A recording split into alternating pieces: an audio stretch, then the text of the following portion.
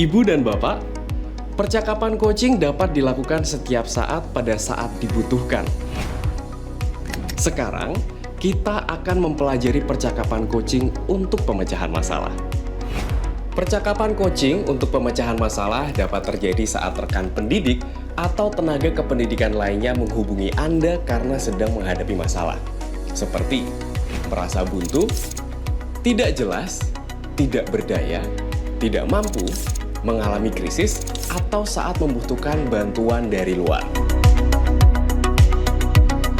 Mari kita lihat bagaimana alur percakapan pemecahan masalah berdasarkan alur Tirta.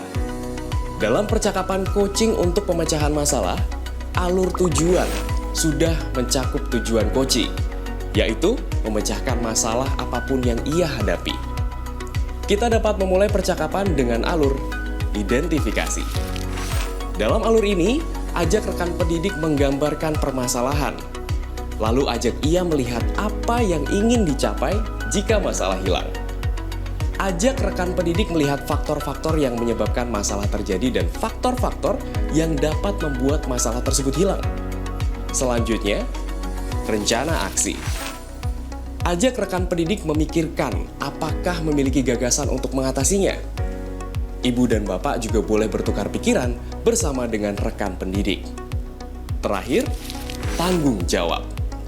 Sebelum percakapan berakhir, ajak rekan pendidik menyimpulkan apa yang didapat dari hasil percakapan. Dalam menerapkan percakapan coaching untuk pemecahan masalah, Ibu Bapak perlu menjaga sikap terbuka, netral, dan ingin tahu. Jangan terbawa dalam masalah yang dibawa oleh rekan pendidik, dan sesering mungkin mengajak rekan pendidik melihat dari area yang netral. Untuk membantu percakapan, Ibu dan Bapak dapat menggunakan gambar atau peta berpikir. Sekarang, kita akan menyimak percakapan coaching untuk pemecahan masalah. Selamat belajar!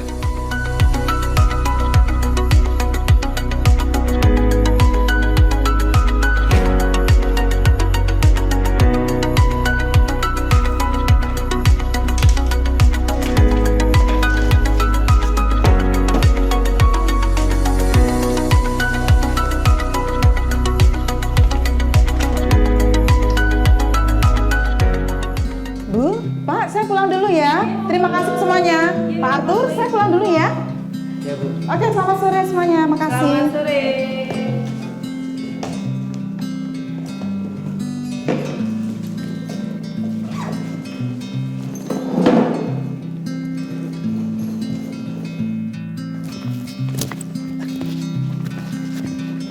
Permisi, Bu. Pak Arthur, belum pulang Pak? Tumben. Iya, Bu.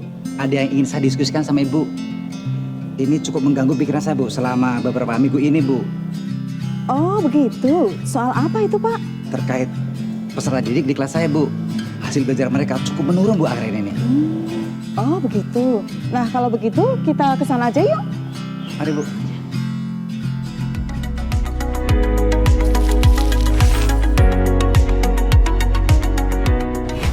Sekarang coba ceritakan apa masalah yang sedang Pak Arthur hadapi.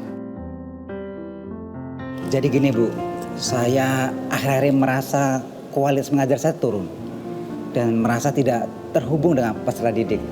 Dan saya lihat hasil belajar mereka juga cukup menurun, Bu.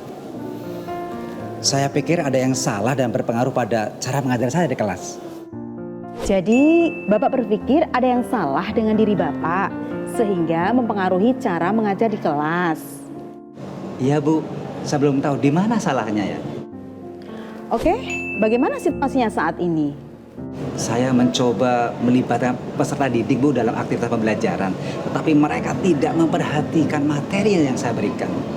Kadang juga saya dapatin ada yang mengantuk, ada juga yang izin ke WC. Saya cari-cari malah bolos ke kantin, Bu. Dari semua yang Bapak ceritakan tadi, apa yang menyebabkan situasi itu muncul menurut Bapak? Apa ya? Kayaknya karena sulit memberikan perhatian kepada setiap peserta didik. Karena jumlah di kelas saya itu 32 orang, Bu. Cara mengajar saya mungkin membosankan kali ya. Jadinya tidak menarik minat mereka. Sepertinya saya juga merasa kurang interaksi dengan mereka. Apa karena itu ya?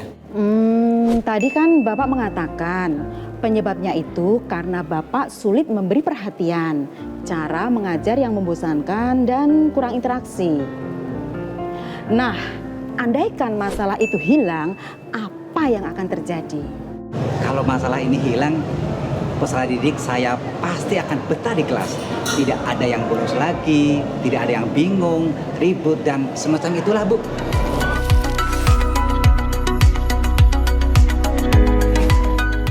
Oke, agar itu terjadi, apa yang bisa Pak Arthur lakukan?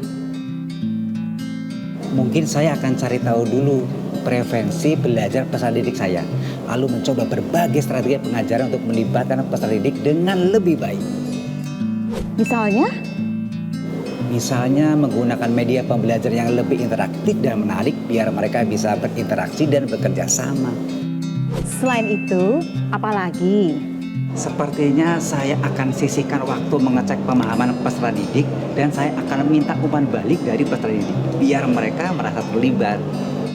Apalagi yang mungkin bisa Bapak lakukan?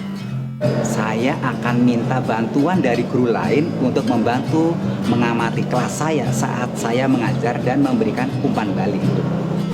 Bapak terdengar sangat percaya diri dengan rencana tersebut. Bagus sekali. Nah, berarti ada 3 rencana yang sudah terpikirkan oleh Bapak. Kapan mau dilaksanakan, Pak? 1-2 minggu inilah, Bu. Saya coba satu-satu. Mungkin mulai dari bikin strategi pembelajaran, lalu meminta bantuan guru mengamati dan kasih umpan balik. Terakhir, baru saya minta peserta didik kasih umpan balik, Bu.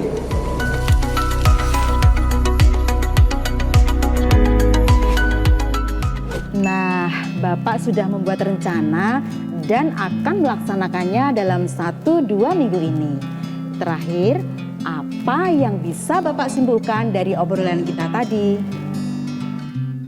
Saya perlu menilai cara mengajar saya sendiri secara teratur dan melakukan penyesuaian seperlunya agar saya dapat terus meningkatkan kinerja saya dan nilai peserta didik juga dapat meningkat.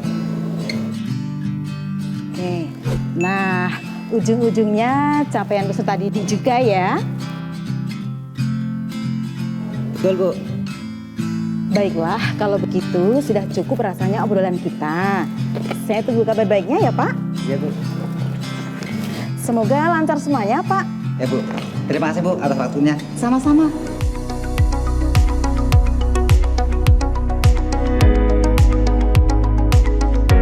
Apakah Ibu dan Bapak memiliki tenaga pendidik yang juga mengalami kebingungan seperti Pak Arthur Girsang?